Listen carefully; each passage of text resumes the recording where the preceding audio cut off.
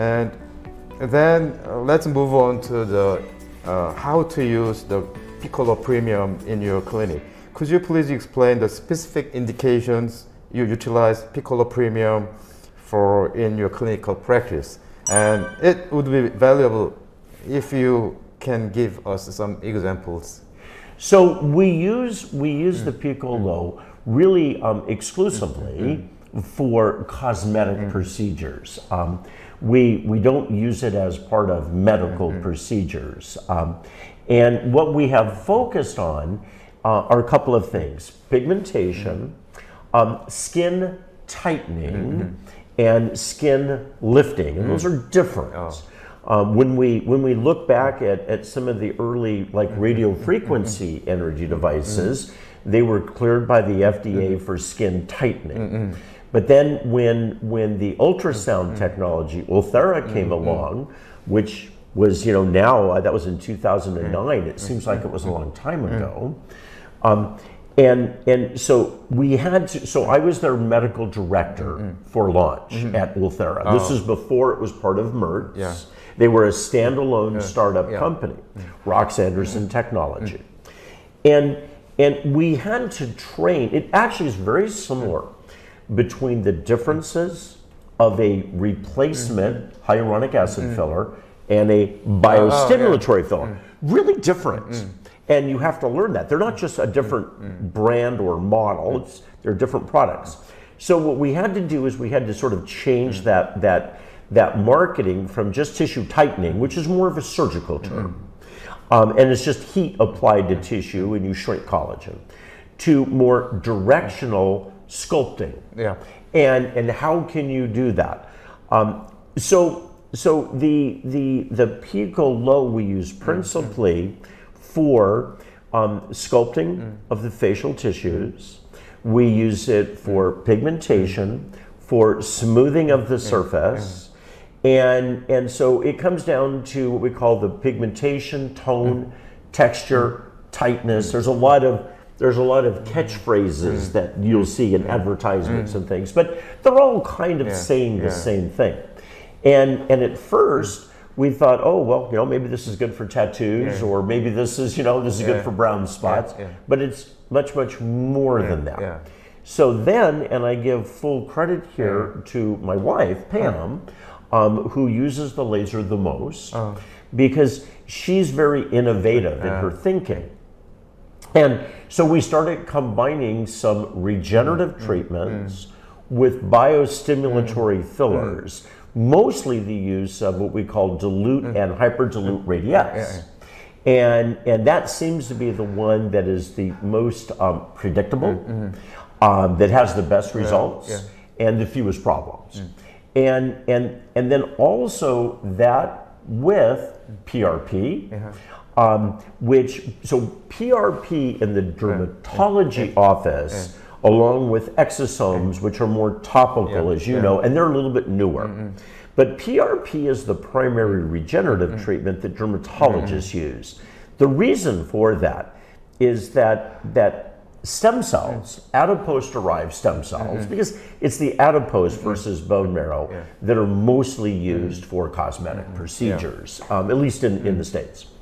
And harvesting the fat for stem cells is something that requires some basic training in liposuction.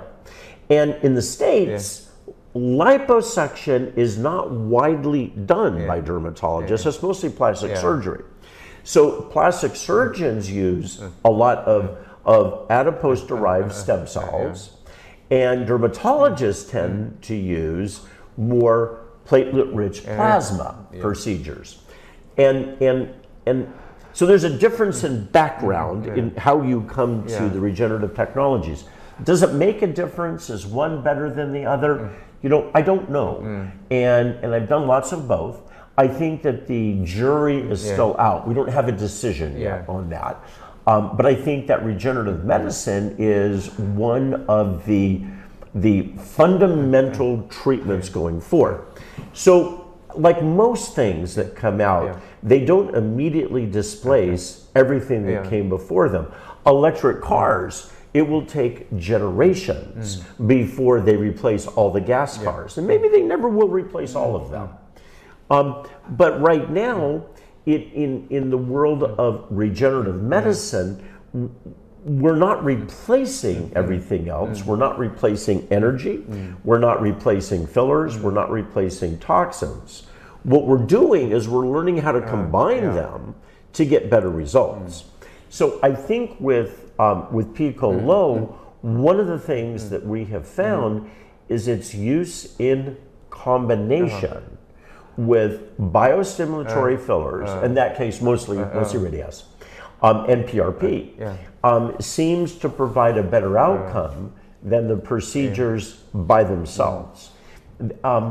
Pigmentation, many ways to treat pigmentation, of course, and you can treat pigmentation just by itself. You can use bleaching creams. You can use light chemical peeling, but it doesn't do anything more than that. Then you can attack pigmentation as part of overall rejuvenation. And rejuvenation, it's interesting, the market for rejuvenation is changing tremendously. In the States. And I think some of that is true around the world. That originally, rejuvenation was for the baby boomers. And the baby boomers, those people that were born after World War II, they say 1946 to 1964 is the boomers. They had already gotten old. They had already developed their wrinkles and their pigmentation, and they wanted restoration. And restoration is very different than rejuvenation, which is a younger version. So you want to look as young as you feel. That's one of the major marketing lines if you wanted to summarize it. And that's very different than enhancement. Enhancement that traditionally came out of plastic surgery, where the young women, sometimes very young, 18, 19, 20 years old, they would want larger breasts, or they would want a different nose, or they would want liposuction. They wanted to enhance the body that mom and dad gave them. And interestingly, that sort of became then incorporated into more of the dermatology and cosmetic spa, the aesthetics industry. And we have to remember that many players in the aesthetics industry are not physicians. Many players are nurse practitioners and physician assistants, estheticians, surgical nurses. So there's a lot of people coming into this industry that originally started in a pretty narrow focus of dermatology and plastic surgery. But it's changing. So we don't hear as much about enhancement anymore, which tends to be more surgical, as the new term is prejuvenation. So you have restoration, fixing up something that's old and damaged, like restoring an old car. And then you have rejuvenation, making something better. That might be like putting a newer engine in your car. And then you have prejuvenation, which is all based on preventative. And I think that if you look at laser treatments over the decade, at first they were very aggressive. You know, the CO2 lasers that were not fractionated in pulse. They were continuous wave, where they were artificially gated. Like the old coherent ultra pulse and the old Sharplan silk and things like that. But they were very aggressive. Now they worked well, but they also had a lot of complications potentially. And as we have gone through treatments, and this is the same, I think, in the world of cosmetics, we look for procedures, we look for products that are easier, faster, safer, hurt less, less downtime, but we still want the same kind of results. And I think one of the breakthrough technologies on that, you know, back in I guess it was in the late 90s, was fractionated lasers. because now you could get fractions of a laser treatment instead of having everything burned off at once. And it hurt a lot less too. And that began a process, like a long march, towards these different procedures that are less invasive, cost less, hurt less. And then that evolved into as the market. So we have our technology that is advancing, and then we have our market that changes. So the market is no longer baby boomers. Actually, it's no longer the Generation X. They're still there, but the numbers are getting small. And what the market is now is mostly millennials, and then what we call Gen Z, or the digital generation, and these are the kids. They come in now, and they want like little minor treatments because it's going to prevent them from getting old. So it might be just a little bit of lip filler. It might be just a little bit of Botox. It might be a very light laser treatment. And I think one of the breakthroughs that came through some years ago on that was what we call the baby Fraxel, the Clear and Brilliance. So I don't know what they call Clear and Brilliant here in Korea, but we call it baby Fraxel. It's very, very light. And it's used for pigmentation and for acne and stuff. And people suddenly realized they could have laser treatments without a lot of downtime, a couple of days. Then the market started moving in that direction. I think another breakthrough was the use of the high frequency pulsed ultrasound, and that would be Ulthera. Because now you could get skin tightening that really worked without downtime. And so as the technology has moved forward, the technology is shaped by the demands of the market. It wouldn't do any good for, say, Laser Optech to come out with a laser for those people 90 years old and older, right? There's no market there. So you have to look at the market. So the market influences the technology, and the technology influences the market. And those companies that are more aligned, they're more in sync with that, do better in the marketplace. Those that are off, maybe out of sync, like a gear, that isn't right in the transmission, it doesn't shift right. Those companies don't do as well. So the market influences less downtime. I want to pay less. I want to be more preventative. That's the prejuvenation. I actually like that word. Nobody knows exactly who was the first one to use that word. Different people lay claim, but that's okay. But I like that word because the pico-low fits into a category of minimal downtime, nice demonstrable results. I remember a long time ago, I was just starting out in practice, and one of my mentors was a cosmetic dermatologist by the name of James Fulton. He was one of the developers of Retin A. It was Kligman and Fulton that developed Retin A. And this is, I'm only just out of fellowship. And I'm at a meeting with him. He was very kind to me. I'm at a meeting with him, and I asked him, what makes a good, successful cosmetic product? And he said, well, that's an interesting question. He's passed now, and he was quite a bit older than me. He said, I've been in this game for a long time, and I think I might have figured it out. It has to be something that works. It has to work. You can't have something that doesn't work. It can't cost too much. It can't hurt too much. It can't have too many risks or side effects. And he used a baseball analogy. He said, you have to hit like a first base run, a single, or a second base run, a double, but you don't have to hit a home run. And he said, many of these companies are focused on a home run out of the box. And he said, that's not what drives the market. What drives the market are repeat business, little benefits, and all those other things that we've talked about. And I've often remembered that. And as you know, I'm about the same age now as when I first met Dr. Fulton. And I see what he means. It is based on incremental improvements, not necessarily a complete game changer. There's too many unknown risks and that.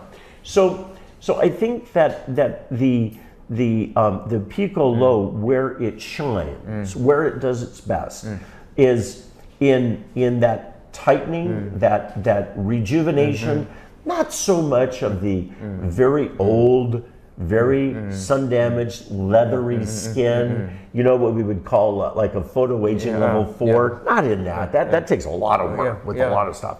But really in that photo aging level 2, where you don't have childlike skin anymore. You're just beginning maybe to see a few little lines, maybe a little textural change, maybe a little bit of a difference in the appearance, the color, and the texture of the skin from the sun exposed to the non-sun exposed area. You're just beginning to see it. The person doesn't look old yet, but they don't necessarily look like they have baby or childlike skin. But they want that because they feel that way. So that's where I think it really excels and we've been very happy with the results. And I think, and ultimately, what determines how well something works is are the patients happy? Yes. And do they come back for more? And that's the winning formula. If you have happy patients, they tell their friends, they post on social media, and they come back for more. If they're unhappy, they shop somewhere else, and you don't see them again. And that's I think that at the end of the day, that's what makes the difference. So maybe in summary, you are using Piccolo Premium for mainly rejuvenations and some kind of prejuvenations or preventive rejuvenation. So as you know, those areas of restoration, rejuvenation, prejuvenation, you know, they're not like it's not like graduating from high school and graduating from college where there's one day, one line in the sand. They blend. They blend. Much of it is sun damage. I mean that the market is highly driven by Caucasian skin. The Fitzpatrick 1, 2, and 3 skin. That's what drives the market. And then the market is principally driven by women. And there is a male market, but it's little. And depending on what product and procedure and that you look at, it's like 5% of the market, 8% of the market, maybe 10 or 11, but it's not 50% of the market. It's the female market, and the female market, we sometimes, and this is a term that I spend a lot of time at plastic surgery meetings, which I thoroughly enjoy because I learn a lot from them. And usually I'm lecturing on either energy devices or fillers and toxins. And I'm sharing my experience with the plastic surgeons who then share their experience with me because they think and use the devices somewhat differently. But I think that when you look at who is really driving that market, it is the younger woman who, to borrow the phrase from plastic surgery, is in what we call the youth corridor. And the youth corridor, it's a made-up term, it's a marketing term. But the youth corridor is from about age 25 to about age 55. And again, it's almost always women. In that age range, with good luck, good health, good sun protection, good diet, good genetics, you don't change a lot. It's very subtle, it's very incremental. Is there a lot of difference between a 29 and a 31-year-old, or between a 35-year-old and a 39-year-old? No, it's a very, very slow. And then at some point, you begin to really notice changes. And you've had this experience with patients or friends from college or medical school that you haven't seen in a long time. And sometimes they look really good, like they haven't changed a bit. And other times you look at them and you might think to yourself, wow, they got really old. I'm glad I don't look like that. And then you go look in the mirror, right? But women spend more time with their hair and their makeup and their skin care. And they want to try to stay on that ride of the youth corridor, that 25 to 55. Any younger than 25, I mean, they're still kids. and oftentimes they're still in school and they haven't really got started yet, and that. But women will tell you that there is a point in time in which they're not noticed anymore. I think this is a very, very important point. So I did the original trials back in the 90s on Botox. And I spent a lot of time working with Allergan doing focus groups. We did, before the approval and even today with all the market research, we didn't know who was the right person for Botox. You know, we think it's anybody with wrinkles, but people perceive wrinkles differently. And one of the cruel tricks of nature is that men get away with wrinkles. We look more distinguished, we look more handsome, we look more accomplished, just like gray hair. Makes us, as doctors especially, you have more authority if you have a little gray hair, right? But in women, it's very cruel because when they get their first wrinkle or their first gray hair, they're no longer young. They're beginning to age, and women hate that. So in these focus groups, that we spent a lot of time, and this mostly in Southern California, they would invite just people in, and we would sit behind the one-way mirror glass, and there would be somebody in there. Usually it was someone who was from like broadcast news, you know, a news anchor, reporter, because they're good at getting you to talk. And they would ask them about these things. And one of the key takeaway messages that I heard is that the vast majority of women, they know that there will be a day when they're no longer noticed. And I remember one in particular describing, she traveled a lot, she was a businesswoman, and she said, I used to, 10 years ago, I would walk through, she was very pretty, she was very tall, and she said, I would walk through the airport, and guys would check me out all the time. They'd look at me. And she said I used to act kind of perturbed, or I would ignore them and that. And then she said, you know, there came a day when I would be walking through the airport and the guys wouldn't look at me. They were looking at someone younger. And she goes, all of a sudden, I felt like I wasn't being noticed anymore. So anything that helps me to have fewer wrinkles, to look younger, to be noticed is very, very important. I don't think most guys feel that way. I don't think guys honestly really care all that much, but women do. And that's the cruel trick of nature. So I think coming specifically to laser optech, to Pico Low, if you have something that really works, doesn't have to hit a home run, but hit singles and doubles and maybe occasionally triples, something that doesn't hurt too much, something that has a good safety profile, something that has noticeable results and isn't super expensive, then what that does is it opens up a big market of women in that youth corridor and is very complementary to skincare, to neurotoxins, to dermal fillers, to regenerative things, to, you know, makeup and hair dye and all those things. It's a package. And, you know, I'll give you one more example. So Chris and I were talking earlier about Live Golf and the PGA. And you know, and all that went around that. And I was reading I had just read an article in the Wall Street Journal about Live Golf.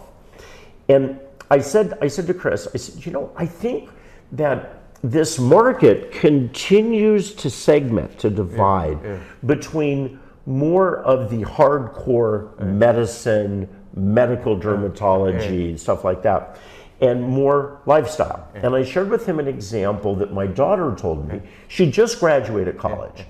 And she was telling me that in her sorority, she was at the University of Arizona, that in her sorority, that the girls, her sorority sisters, they budget money monthly for hair, for nails, for a little filler, a little toxin, you know, a little bit of laser, prejuvenation. And these are kids that are 18 to 21 mostly. And in Arizona. In Arizona. A lot of sun damage down there too, you know. So they might be showing freckles and fine lines and textural change maybe 10 years earlier than up in say in Seattle. But we were chatting about this, and I said, you know, I think if you want to project forward, you know, a generation, and that the concept of live, you know, the LIV, borrowing from PGA, live the aesthetic life, is very different than what we're doing today. Today, we kind of divide and segment. You're getting non-medical treatments, you're getting your nails done, you're getting a pedicure, a manicure, you're getting your brows maybe tattooed or whatever you do. And then there are medical treatments, which are injections and lasers and things like that. But we have it in artificial segments. There is your body appearance. As you know, obesity is rampant in the States. And now we have Ozempic and we have Mounjaro, these new diabetes drugs that work really well for weight loss, really well. People would rather take a shot than they would exercise, right? So we have other things like that. And so I would predict, this is very subjective prediction, that if you think of our field and you go forward, that it's going to be like live the aesthetic life, which is going to be hair, makeup, clothing, medical cosmetic treatments, diet and supplements, and all of that, which is going to evolve into its own field. You see some of that with the anti-aging medicine. Most of that is growth hormone and testosterone and stuff, which is part of it, part of it. But I think that we are at the very beginning, very, very earliest stages of the emergence of a completely new field that will be somewhat medical, somewhat cosmetic, somewhat fashion influenced. We look at some of the big cosmetic companies in the U.S., Mertz and Allergan, and they have celebrity brand ambassadors. What do they have to do? You know, what does Gwyneth Paltrow have to do with my medical care? Well, nothing. But she's a brand ambassador for these treatments. So we see the earliest stages of that, and I think that in another generation, as these kids now grow up and hit their 30s and 40s and 40s and 50s in that youth corridor, I think it's going to change things completely. And we're maybe seeing some of that in Asia. We see it, it's very uneven in the States. If you're in Beverly Hills, if you're in Miami or Scottsdale or Dallas, you see maybe a little bit of that, but it's not really well defined. I think it takes a while for big social changes to work themselves out. But I suspect in the future, when you go to what we would today consider sort of a medical spa, that it's going to be a lot more. It's going to be fitness, it's going to be appearance, it's going to be hair and clothing, style and fashion. Everything's online now. I mean, you can just size yourself online to get perfect jeans. And things like that. And so the companies today that see that this is going to be part of the future will do better, whether it's an energy device company, a filler or toxin company, or there's really no major regenerative aesthetic companies in the States. There's little ones that sell the kits for PRP and stem cells. And the big companies, they're trying to figure out how they can incorporate regenerative into their sales portfolio.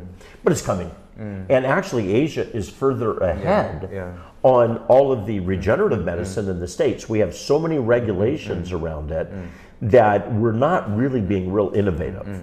And that, so we look to Korea, we look to countries in Asia that have more experience with this. And pretty soon, I remember at the Millennium in 2000, I was asked to give a keynote lecture at a meeting about what was to expect in the new century. And I didn't even really at that point, I didn't really understand regenerative medicine, but I talked about ways to change your skin color, to change your eye color, to change straight hair to curly hair, to do things that would be maybe more genetically based, which I think now is probably going to be regenerative based. And here we are almost 25 years later, 23 years later, and some of that is beginning to show up now. And eye drops to make your eyes open wider. Eye drops that we have to make the white sclera of your eyes brighter and wider. So we're seeing these things, these lifestyle medicines. Trust me on this one. In the future, it's not going to be contained just within the dermatology and plastic surgery and the medical spa office. It's going to be like the big shopping mall. And you're going to go in and you're going to get a body makeover. And that body makeover is going to be external. It's going to be internal, cognitive stuff. I mean, already, we see that. So I just think that live the aesthetic lifestyle is going to be much different than going in to get a laser treatment or a shot or a poke or a cream. And so I think with the technology platform and the quality that I understand Laser Optech has, they have the opportunity to be one of the leaders in that field. And it's probably to your advantage. I know a lot about the FDA. I've spent many years working with the FDA with all the trials and that. I don't know as much about like KFDA and that, but it might be to your advantage being in Asia versus the States right now, because it might be easier to develop some of those pathways. It's pretty restrictive in the States and getting worse. Getting worse. So anyway, lots of thoughts, tangents off. But I think that's the future. So you can be part of the future. Or as I say in cars, you could have developed the very best carburetor ever developed, but if it came out after fuel injection, it didn't matter. Kids, so like that. Thank you very much for our overview, and you definitely think that a Laser Optech products, Piccolo Premium, for example, should fit in that directions of the future device. And maybe I hope that this video should, the CEO of Laser Optech should watch this whole video in detail. I recommend that, because what you are saying right now is really important, and really we cannot hear anywhere else like this talk. I guarantee that. Well, well, thank you. Those are very kind words, and it's a pleasure to work with you and to be here and to visit your beautiful country. And I haven't seen much yet, but it's a beautiful day, and that means a lot. And it's very beautiful. Thank you. And my last question is, considering your vast experience, what advice you give to Korean doctors who are starting their careers in dermatology? Yeah, well, I work a lot with several of the U.S. companies mentoring and young doctors, young dermatologists who are usually, in that first 5 years out of training and that's a common question that comes up, and I think it's a very, very good question. I'm not sure there's one answer that fits everyone, but I think that there's some generalities that you want to do. It's hard to be an expert in everything, and medicine is too big, and even within a narrow field like dermatology, there's pediatric dermatology, and there's women's dermatology, and aesthetic dermatology, and surgical, and dermatologic oncology, and it goes on and on and on. And I really try hard to stay up to date, and it's very difficult. And I keep narrowing things down. And so for young people today, I think there are a few things. number one, what you're interested in doing today when you're first starting in your career may very well not be what you're interested in doing mid-career or later in your career. I use the example of obstetricians. When they start off and they're young and they can stay awake all night, they deliver a lot of babies. And then as they get to kind of mid-career, they try to do less in the way of deliveries, let the young ones do that, and they do more surgery, they do more hysterectomies, they do things like that. And then as they get a little bit older, and they don't want to be in the operating room as much, they start doing menopause, and they start doing hormone therapy and things like that. And I think the same is true in dermatology, although for many, many different reasons. But what you start off wanting to do may not be what you want to do mid-career or in the final quarter of your career. So you may start off wanting to do a lot of cosmetic work. Then you may decide that what you really like is inflammatory skin disease, you know, atopic dermatitis and psoriasis and stuff. And then it may be that later on in your career, maybe you start finding you have a passion for dermatopathology or for pediatric dermatology. So don't cut off potential areas that you might enjoy later. Try to stay abreast of the field, but you're probably never going to be an expert in everything, nor necessarily should you. And to find good balance in your life between your family, between your career, and your personal interests. And I am biased because I have had a very, very good relationship with industry throughout my career. And in part, it was the way that I was trained, and then it has been experiences since then. A lot of younger physicians in general that are graduating today, they take kind of a negative view of industry, like industry is bad and industry is too expensive, and you know, less so in the cosmetic or aesthetic side, more in the medical side. But there are many large clinics and universities that won't even let like salespeople or even the scientists come in to talk to the doctors in training because they're automatically bad.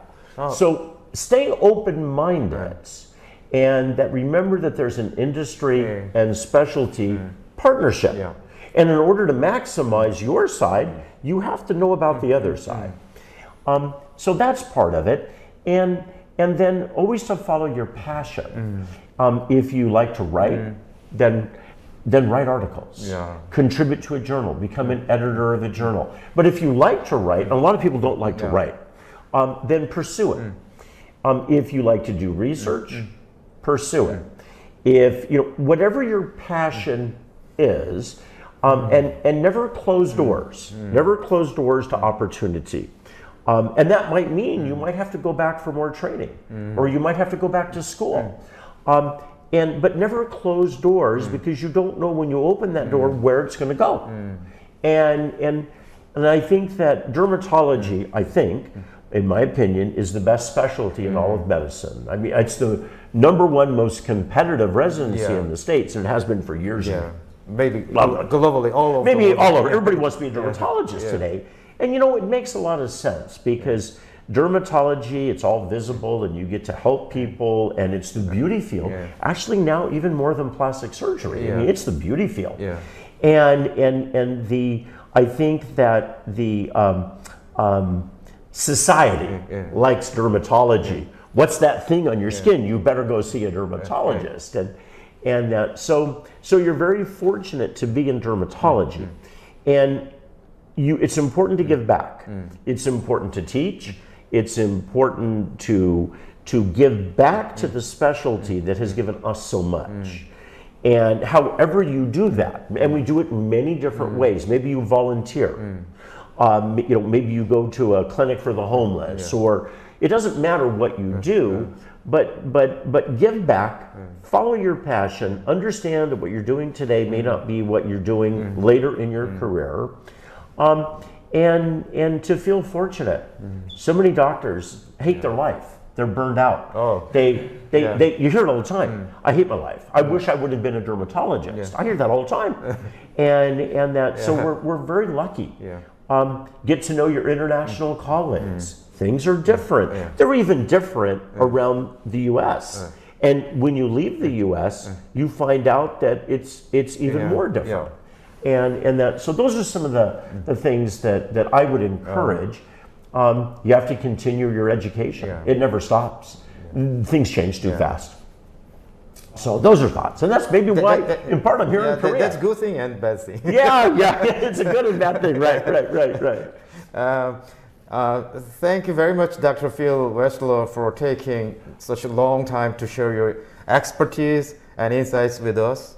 So we greatly appreciate your presence and look forward to learning from your valuable experiences in the field of dermatology. Thank you very much. Thank you. It's been a pleasure to be here, and thank you to Laser Optic for inviting me to Korea. Chance to see your beautiful country, and thank you for your time. Oh, thank you very much. It's a pleasure. Yes.